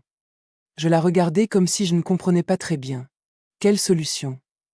Elle soupira doucement. Un endroit où tu serais entouré, avec des professionnels. Je ne dis rien. Elle continua.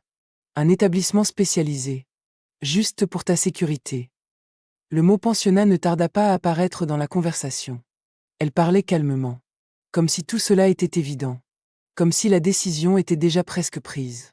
Puis, un peu plus tard dans la journée, elle sortit une chemise de son sac. La même que j'avais déjà vue. Elle posa plusieurs feuilles sur la table. Ce ne sont que des formalités, expliqua-t-elle doucement. Des papiers pour m'autoriser à gérer certaines choses pour toi. Je reconnus immédiatement les documents. La procuration. Les papiers concernant la maison. Les lignes réservées pour les signatures. Elle me tendit un stylo. C'est juste pour simplifier les démarches, dit-elle avec un sourire rassurant. Je pris le stylo. Mes mains tremblaient légèrement. Julie me regardait attentivement. Et quelque part dans la maison, silencieuse et invisible. Les caméras enregistraient chaque mot. Je pris le stylo dans ma main. Je regardais les papiers comme si je ne comprenais pas vraiment ce qui était écrit. Les lettres semblaient flotter devant mes yeux. Je laissai même passer quelques secondes de silence. Puis je murmurai, d'une voix un peu tremblante. Je ne suis pas sûre de comprendre tout ça. Julie posa immédiatement sa main sur la table, plus près de moi. Ce n'est rien de compliqué, dit-elle doucement. C'est juste pour m'autoriser à t'aider avec les démarches. Je fronçai les sourcils, comme si je cherchais à suivre. La maison, les comptes, les papiers administratifs, continua-t-elle. Si jamais tu oublies certaines choses. Je regardai les feuilles. Puis je relevai les yeux vers elle avec une expression inquiète. Tu crois vraiment que j'oublie tant que ça? Julie hésita une fraction de seconde. Puis elle répondit avec ce même ton calme, presque rassurant. Ce n'est qu'une précaution. Le médecin pense que c'est mieux. Je baissai la tête. Je fis semblant d'être perdu. De relire plusieurs fois la même ligne. Mes doigts tremblaient légèrement sur le stylo. Et si je signe, je pourrai toujours rester ici. Julie eut un petit sourire. Un sourire très contrôlé. Bien sûr, dit-elle. Mais plus tard, il faudra peut-être penser à un endroit plus adapté. Elle parla alors du pensionnat, de la sécurité, des soins permanents. Tout cela d'une voix douce, presque patiente. Comme si elle expliquait la situation à quelqu'un qui ne comprenait plus très bien. Je hochai lentement la tête. Comme si la peur commençait à me gagner. Comme si je dépendais d'elle. Mais ce qu'elle ignorait, c'est que chaque mot qu'elle prononçait était enregistré. Chaque phrase. Chaque explication. Chaque tentative pour me convaincre de signer. Et pendant qu'elle jouait son rôle de belle-fille attentive. La vérité, elle, se gravait silencieusement dans la mémoire des caméras. La nuit était tombée sur la maison. Julie pensait que je dormais déjà. J'avais fermé la porte de ma chambre un peu plus tôt, éteint la lumière et laissé le silence s'installer dans le couloir. Mais je ne dormais pas. Je restais assise sur le bord du lit, immobile, à écouter. Vers minuit, j'entendis la porte de la cuisine s'ouvrir doucement. Des pas légers. Puis la voix basse de Julie. Elle parlait au téléphone. Je me levai lentement et m'approchai de la porte, laissant juste un petit espace pour entendre. Sa voix était très différente de celle qu'elle utilisait avec moi. Plus sèche. Plus pressée. Oui, tout se passe comme prévu, dit-elle à voix basse. Mon cœur se serra. Je savais déjà à qui elle parlait. Elle commence vraiment à se perdre, continua-t-elle. Les comprimés font effet. Je sentis un froid me parcourir le dos. Dans la cuisine, Julie marcha un peu, nerveuse. Mais il faut accélérer, ajouta-t-elle. Les signatures doivent être faites au plus vite. Il y eut un silence pendant que l'homme répondait. Puis elle reprit. Oui, je sais. Mais si elle change d'avis ou si quelqu'un commence à poser des questions, tout peut se compliquer. Elle baissa encore la voix. Le médecin est prêt. Les papiers aussi. Je restais figé derrière la porte. Et pendant que Julie parlait tranquillement de mon avenir, les micros cachés dans la maison enregistraient chaque mot, chaque phrase, chaque aveu. Le lendemain matin, je me levais plus tôt que d'habitude. Julie dormait encore dans la chambre d'amis. Je préparais tranquillement le petit déjeuner, comme si rien ne s'était passé pendant la nuit. Quand elle entra enfin dans la cuisine, elle avait l'air un peu fatiguée. « Tu es déjà réveillée ?» demanda-t-elle avec un sourire. Je hochai la tête et lui servis du café. Je savais exactement ce que je voulais faire. Je devais la pousser à parler encore, à confirmer ce que j'avais entendu. Je pris un air hésitant. Puis je murmurai. « J'ai réfléchi à ce que tu m'as dit hier. » Julie releva immédiatement les yeux. « À propos de quoi ?» Je baissai le regard vers la table. « La maison. » Elle resta silencieuse. « Je continuai da Ousmant. Si je pars dans cet endroit, qu'est-ce qui va arriver à la maison ?» Julie hésita une seconde. Puis elle répondit d'un ton rassurant. « Ne t'inquiète pas pour ça. On s'occupera de tout. » Je fronçai légèrement les sourcils. « Michel sait. » Elle posa sa tasse. « Bien sûr, » répondit-elle un peu trop vite. Je fis semblant d'être confuse. Je ne me souviens pas lui avoir parlé de tout ça. Julie sembla refléchir. Puis elle sortit son téléphone de sa poche. « On peut l'appeler si tu veux, » dit-elle. Je secouai la tête, comme si cela me stressait. « Non. Peut-être plus tard. » Je me levai lentement. « J'ai peur de faire une erreur, » murmurai-je. Elle posa immédiatement une main sur mon bras. « Tu n'as rien à craindre, » dit-elle doucement. Puis elle prit son téléphone et s'éloigna vers le salon. Quelques minutes plus tard, j'entendis sa voix basse. Elle parlait de nouveau. Probablement au même homme que la nuit précédente. Et quelque part dans la maison, les micros continuaient de tout enregistrer. Je restais dans la cuisine, immobile. Je faisais semblant de ranger la vaisselle, mais en réalité je tendais l'oreille. Julie parlait dans le salon. Sa voix était basse, mais dans la maison silencieuse, chaque mot arrivait jusqu'à moi. « Oui, elle commence à poser des questions, » dit-elle. Je sentis mon cœur battre plus fort. Puis elle continua. « Mais ce n'est pas grave. Elle est déjà très confuse. » Je fermai les yeux un instant. Les comprimés. Elle en parlait comme d'un outil. « J'ai augmenté un peu la dose hier, » ajouta-t-elle calmement. « Ça aide beaucoup. » Un léger rire passa dans sa voix. « Oui, oui, au rendez-vous elle avait l'air complètement perdue. » Je serrai les doigts autour de l'éponge. Puis elle aborda le sujet que j'attendais. « Pour la maison, tout est prêt. » Un silence. Puis, « L'estimation est autour de 9 millions. » Elle parlait de ma maison comme d'une simple transaction. Dès qu'on aura les signatures, on pourra lancer la vente. Je sentis un frisson me parcourir. Puis Julie ajouta quelque chose qui confirma définitivement tout. « Michel ne sait rien. » Elle baissa encore la voix. « Il croit que c'est juste un contrôle médical. » Elle eut un petit rire sec. « Et c'est mieux comme ça. Sinon il poserait trop de questions. » Je restai immobile dans la cuisine. Et à cet instant précis, je savais que tout était là. Le pensionnat. Les 9 millions pour la maison. Les comprimés. Le mensonge envers mon fils. Tout. Et pendant qu'elle parlait tranquillement de tout cela au téléphone, les micros cachés dans la maison enregistraient chaque mot, chaque aveu, chaque preuve. Plus tard dans l'après-midi, le téléphone de la maison sonna. Je regardai l'écran. Michel. Je pris une respiration calme avant de répondre. Allô, mon chéri. Sa voix semblait normale, un peu fatiguée après le travail. Salut maman. Tout va bien? Je jetai un rapide regard vers le salon, où Julie faisait semblant de lire quelque chose sur son téléphone. Puis je répondis doucement. Oui, oui, tout va bien. Il y eut un petit silence. Puis Michel demanda. Julie m'a dit que vous aviez vu un spécialiste. Comment ça s'est passé? Je choisis mes mots avec soin. C'était un médecin que je ne connaissais pas, dis-je lentement. Julie releva légèrement la tête depuis le salon. Je continuai d'une voix tranquille. Il parlait de ma mémoire, de surveillance, et même d'un établissement. Au téléphone, Michel resta silencieux. Puis il demanda. Un établissement. Sa voix avait changé. Je fis semblant d'hésiter. Oui, peut-être que j'ai mal compris, murmurai-je. Je regardai Goulet. Elle m'observait maintenant très attentivement. Je repris doucement. Et puis ces nouveaux médicaments, je ne me souviens pas que le docteur Martin me les ait prescrits. Le silence au téléphone devint plus lourd. Michel semblait réfléchir. Quel médicament demanda-t-il finalement. Pondiscamant. Ce que Julie me donne chaque jour pour la mémoire. Un nouveau silence. Un silence beaucoup plus long. Et à cet instant précis, je sentis que quelque chose commençait à se fissurer dans l'histoire que Julie avait construite. Je n'eus pas le temps de répondre. Julie s'était déjà levée du canapé. Elle traversa rapidement le salon et entra dans la cuisine avec un sourire un peu forcé. « Oh, tu parles avec Michel ?» dit-elle en s'approchant. Je lui tendis le téléphone, comme si je ne savais pas très bien quoi répondre. « Il veut te parler » murmurai-je. Elle prit l'appareil. « Bonjour, mon chéri » dit-elle d'une voix douce.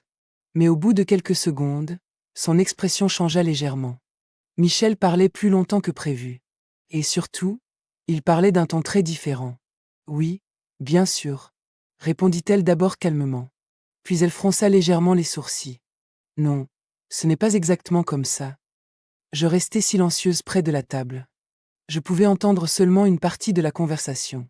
Mais je compris rapidement ce qui se passait. Michel posait des questions. Des questions précises. Julie se redressa légèrement. « Tu as appelé qui ?» demanda-t-elle soudain. Sa voix n'était plus aussi calme. « Un silence passa. » Puis elle répondit plus vite. « Bien sûr que le docteur Martin est au courant. » Mais quelques secondes plus tard, elle se figea. Je vis ses doigts se resserrer autour du téléphone. Michel venait manifestement de vérifier quelque chose. « Attends » dit-elle. Sa voix devint plus tendue. « Qui t'a dit ça ?» Je n'entendais pas la réponse. Mais je compris une chose immédiatement. Michel venait de découvrir une partie de la vérité. Et maintenant, il posait des questions auxquelles Julie n'était plus prête à répondre. Julie resta immobile au milieu de la cuisine, le téléphone toujours contre son oreille. Au début, elle essaya de garder le même ton calme. « Non, Michel, tu as mal compris » dit-elle rapidement. Mais sa voix n'avait plus la même assurance. Je la regardais en silence. Elle commença à expliquer quelque chose. Le rendez-vous, c'était la semaine dernière. Non, enfin, je veux dire. Elle s'arrêta, comme si elle cherchait la bonne version. Au téléphone, Michel parlait encore. Et cette fois, je pouvais entendre la tension dans sa voix. Julie passa une main nerveuse dans ses cheveux. « Le docteur. Lefebvre, » dit-elle. Puis elle hésita. « Enfin, c'est peut-être pas exactement ce nom. » Je vis son regard se perdre un instant. Elle essayait de reconstruire l'histoire. Mais quelque chose ne fonctionnait plus. Michel posait des questions trop précises. Des dates. Des noms. Des détails. Et pour la première fois depuis que je connaissais Julie. Les médicaments, répéta-t-elle soudain. Ce sont juste des vitamines, enfin, quelque chose de léger. Elle se tut encore. Michel parlait plus fort maintenant. Je vis Julie avaler difficilement. Sa main tremblait légèrement autour du téléphone. Son masque parfait, celui de la belle fille douce, organisée, irréprochable, commençait à se fissurer. Et pour la première fois, son mari entendait lui-même les failles dans son histoire. Le lundi matin, la maison était encore plongée dans un silence lourd. Julie était déjà debout, nerveuse. Elle tournait dans la cuisine, faisait du café, ouvrait et refermait les placards sans raison claire. Depuis la conversation de la veille, quelque chose avait changé. Elle parlait moins. Elle évitait mon regard. Vers 9 heures, une voiture s'arrêta devant la maison. Je reconnus immédiatement le bruit du moteur. Michel. Julie se figea. Elle regarda par la fenêtre et pâlit légèrement. Il a dit qu'il viendrait ? Demanda-t-elle rapidement. Je secouai doucement la tête. Quelques secondes plus tard, on frappa à la porte. Michel entra sans attendre longtemps. Il posa son manteau sur la chaise et regarda la pièce. Son regard passa de moi à Julie. Mais il s'approcha directement de moi. « Maman » dit-il doucement. Je vis dans ses yeux quelque chose de nouveau. Pas seulement de l'inquiétude. Une détermination. « Je veux comprendre ce qui se passe » ajouta-t-il. Julie essaya de sourire. « Tu dramatises tout. » commença-t-elle. Mais Michel leva légèrement la main. « Pas maintenant. » Sa voix était calme, mais ferme. Il tira une chaise et s'assit en face de moi. Dis-moi tout, dit-il. Depuis le début. Et pour la première fois depuis que toute cette histoire avait commencé, quelqu'un de ma propre famille était enfin prêt à écouter la vérité. Michel resta assis en face de moi. Ses mains étaient posées sur la table. Il ne disait rien. Il attendait. Je pris une respiration lente. Puis je commençai. Tout a commencé le jour où Julie a oublié son téléphone ici, dis-je calmement. Julie se raidit derrière lui. Je continuai. Je racontai l'appel. L'homme inconnu. Les mots qu'il avait prononcés. La manière dont il parlait de moi comme d'un problème à régler. Michel ne m'interrompait pas. Son regard restait fixé sur moi. Je poursuivis. Les comprimés que Julie insistait pour me donner. La confusion. La fatigue. La visite chez la pharmacienne. Le médicament qui n'était pas du tout une vitamine. Puis le carnet. Je décrivis les pages remplies d'observations. Chaque oubli transformé en symptôme. Chaque moment banal utilisé comme preuve de démence. Je vis les doigts de Michel se crisper sur la table. Mais je continuai. Les documents. Le pensionnat. La procuration. L'évaluation de la maison. 9 millions. Les signatures déjà préparées. Et enfin le rendez-vous chez ce médecin que je n'avais jamais vu auparavant. La conversation dans la cuisine. La nuit. Le téléphone. Tout.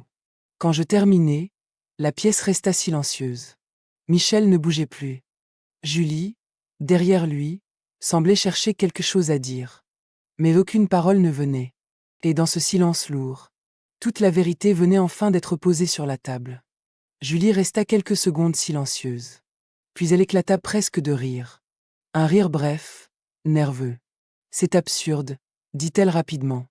Elle croisa les bras, essayant de reprendre son assurance. Michel, tu vois bien ce qui se passe, ajouta-t-elle. Elle se fait des idées. Elle désigna la table d'un geste vague. Un appel qu'elle a mal compris, des médicaments, des papiers administratifs. Sa voix devint plus ferme. C'est exactement ce dont parlait le médecin. La confusion. La paranoïa. Y resta immobile. Michel ne la regardait pas. Il fixait toujours la table. Julie continua, de plus en plus pressée. Tu sais bien que je fais tout ça pour l'aider, dit-elle. Les rendez-vous, les vitamines. Puis elle tenta une dernière carte. Elle commence à mélanger les choses, murmura-t-elle. C'est triste, mais c'est comme ça. Le silence tomba. Michel releva lentement la tête. Son regard n'avait plus rien d'hésitant. Julie, dit-il calmement.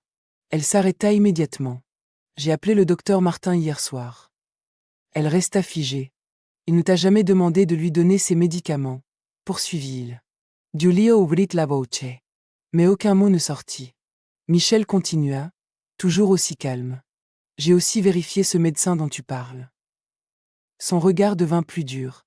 Et maintenant j'ai beaucoup trop de questions pour croire que tout cela est juste un malentendu.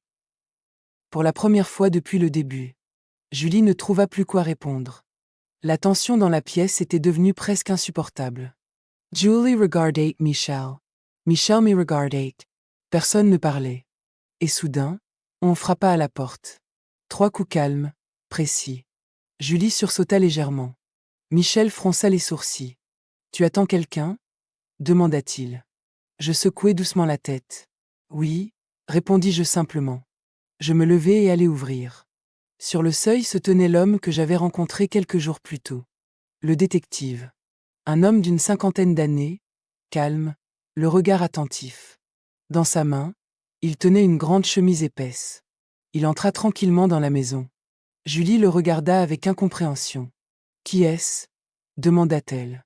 Le détective posa la chemise sur la table du salon. Puis il se tourna vers Michel. « Bonjour, dit-il calmement. Je crois qu'il est temps de parler de certaines choses. » Julie Pallet. Le détective ouvrit la chemise.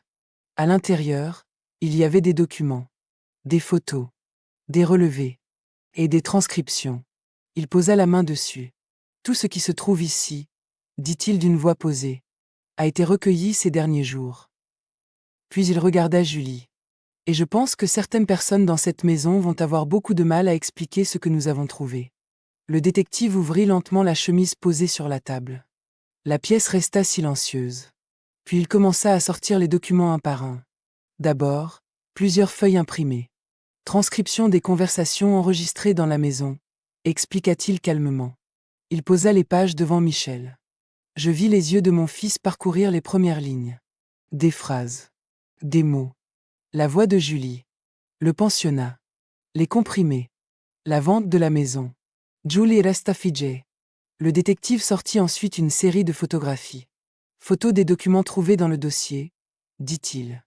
On voyait clairement les formulaires. La procuration. Les papiers pour l'établissement spécialisé. L'évaluation de la maison. 9 millions. Puis il posa une autre feuille. Rapport de la pharmacienne, ajouta-t-il. Michel le prit immédiatement. Le document expliquait clairement la nature du médicament. Un produit provoquant confusion, perte de mémoire et désorientation. Julie Blanket. Mais le détective n'avait pas terminé. Il sortit encore plusieurs feuilles. Et enfin, dit-il calmement, les éléments montrant la préparation d'une procédure pour déclarer Madame inapte à gérer sa propre vie. Il posa tout cela au centre de la table. Les papiers formaient maintenant une pile impossible à ignorer. Une image complète. Une histoire claire. Un plan. Le détective recula légèrement. Ce que vous voyez ici, dit-il, correspond à une tentative organisée de manipulation, de fraude et d'abus envers une personne âgée. Michel leva lentement les yeux. Et pour la première fois depuis le début de la matinée, la vérité était visible devant tout le monde. Julie resta immobile près de la table. Son regard passait d'un document à l'autre. Les feuilles couvertes de ses propres mots. Les photos. Le rapport de la pharmacienne. Chaque preuve posée devant elle. La pièce était silencieuse. Michel ne disait toujours rien. Il regardait les pages avec une lenteur presque douloureuse. Puis il leva les yeux vers Julie. Elle ouvrit la bouche. Comme si elle voulait encore expliquer. Encore trouver une autre version. Mais les mots restèrent bloqués. Elle regarda le détective. Puis moi. Puis de nouveau les documents. Tout ce qu'elle avait préparé en secret. Tout ce qu'elle avait construit soigneusement.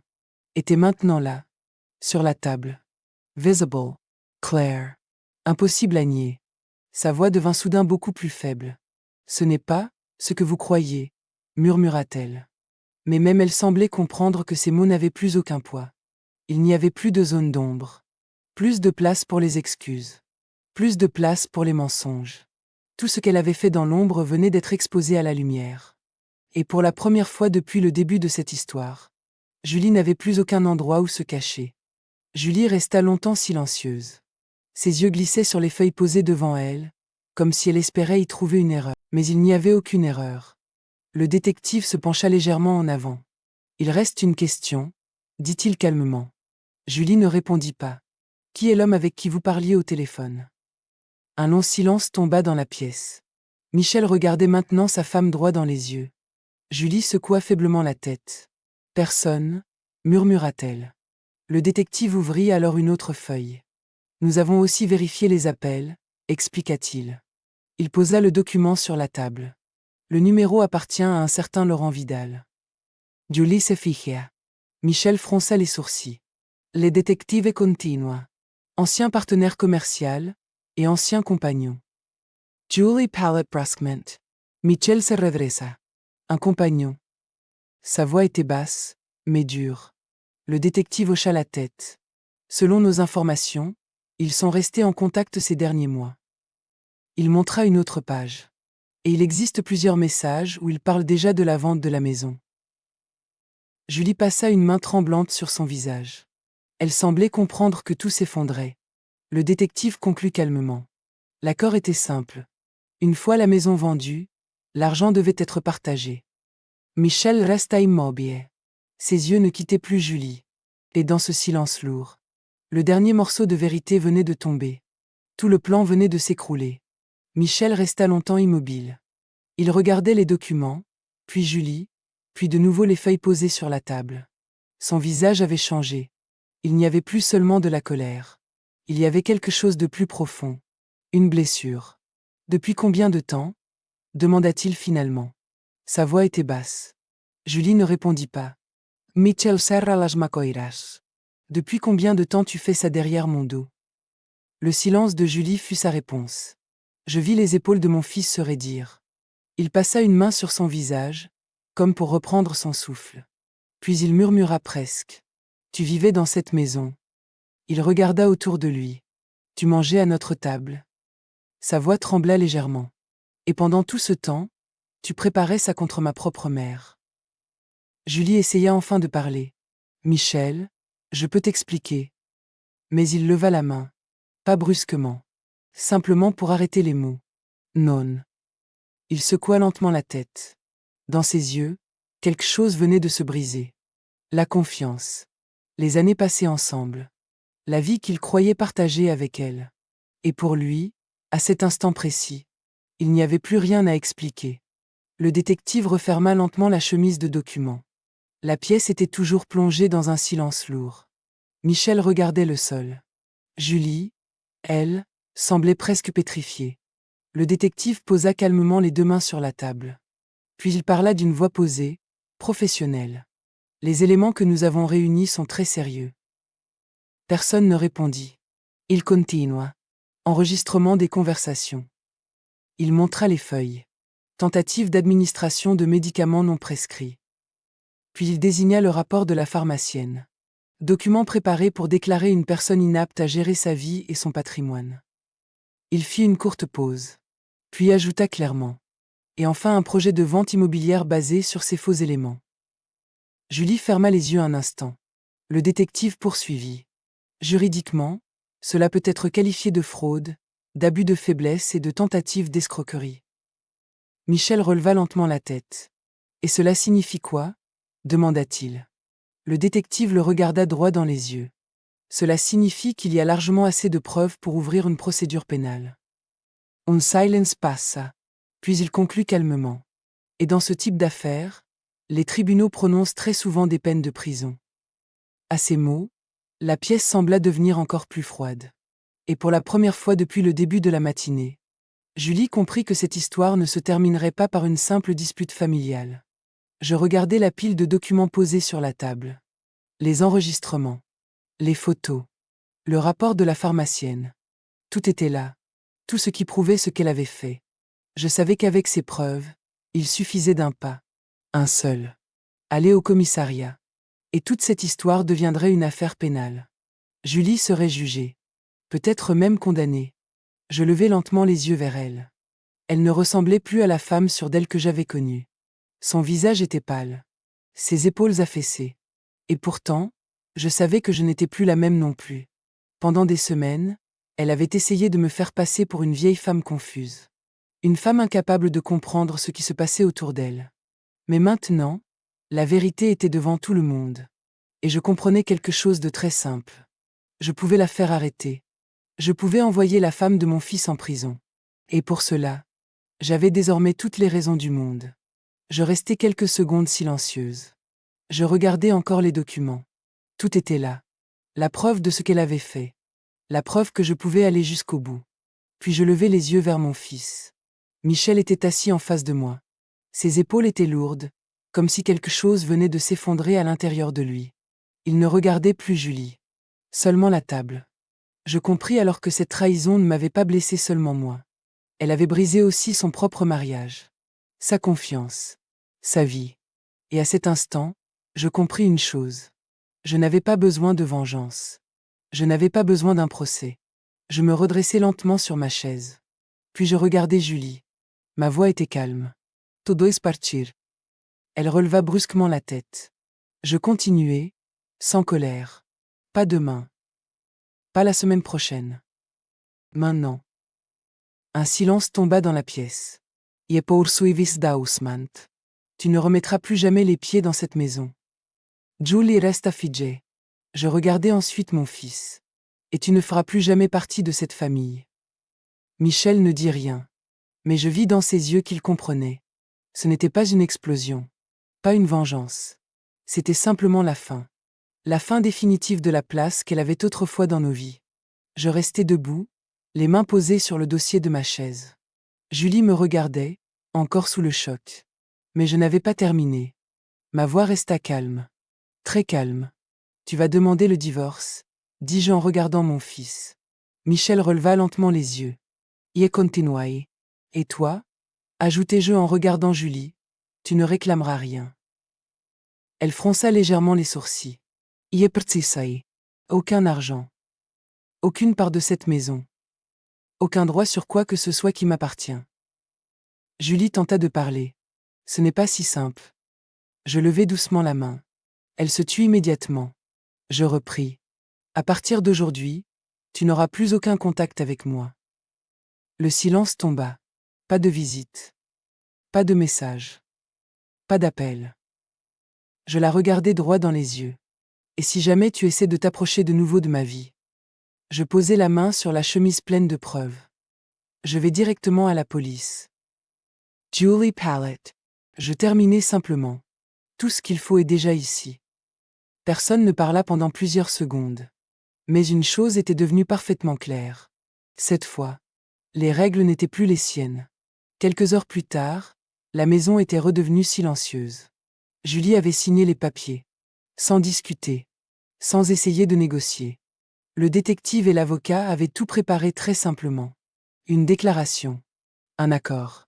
Une renonciation à toute prétention. Quand elle posa finalement le stylo sur la table, elle ne regarda personne. Ni moi. Ni Mitchell. Elle prit son manteau, son sac, et sortit. La porte se referma derrière elle. Et avec elle se referma aussi une partie de notre vie. Les semaines passèrent. Les procédures avancèrent calmement. Sans cri. Sans scandale. Quelques mois plus tard, le divorce fut officiellement prononcé. Discreetment. Sans bataille publique. Julie disparut de notre existence presque comme si elle n'y avait jamais été. Elle était venue dans cette famille avec des projets cachés. Et elle en repartait. Sans rien. Après tout cela, la maison sembla respirer autrement. Le silence n'était plus lourd. Il était paisible. Quelques jours plus tard, Michel et moi sommes allés ensemble chez le notaire. Cette fois, c'était mon choix. Tout devait être clair. Solide. Impossible à manipuler. Nous avons vérifié chaque document lié à la maison. Chaque signature. Chaque autorisation. Je retirai toutes les anciennes procurations. Plus personne ne pourrait signer à ma place. Plus personne ne pourrait décider pour moi. Le notaire prépara aussi de nouveaux actes de protection. Des conditions très précises. Des règles simples. Personne n'aurait désormais accès à mes biens, à ma maison ou à mes décisions sans ma présence et mon accord direct. Michel resta silencieux pendant la plupart de la réunion. Mais quand tout fut terminé, il posa doucement sa main sur la mienne. « Cette maison est la tienne, » dit-il. Je lui souris. Pour la première fois depuis longtemps. Je sentais que ma vie m'appartenait de nouveau. Plus personne ne déciderait à ma place. Plus jamais. Quand tout fut enfin terminé, je restai seul un moment dans la maison. Le soir tombait doucement derrière les fenêtres. La lumière était calme. Je m'assis dans le salon, là où tant de choses s'étaient passées ces dernières semaines. La peur. Les mensonges. Les révélations. Et maintenant, le silence. Mais ce silence n'était plus celui de l'inquiétude. C'était celui de la paix. Je regardais autour de moi. Chaque mur. Chaque objet. Chaque souvenir. Cette maison était toujours là. Ma maison. Ma vie. Ma mémoire. Personne n'avait réussi à me l'enlever. Je pensais un instant à tout ce qui aurait pu arriver si je n'avais pas ouvert ce téléphone ce jour-là. Si je n'avais pas écouté cet appel. Si j'avais continué à avaler ces comprimés. Un frisson me traversa. Mais je ne ressentais plus de colère. Ni de désir de vengeance. Seulement une certitude tranquille. Je n'avais rien perdu. Au contraire. J'avais retrouvé quelque chose de beaucoup plus important. Ma liberté. Ma dignité. Et la certitude que ma vie, ma maison et mes décisions m'appartenaient de nouveau. Et cela valait infiniment plus que n'importe quelle revanche.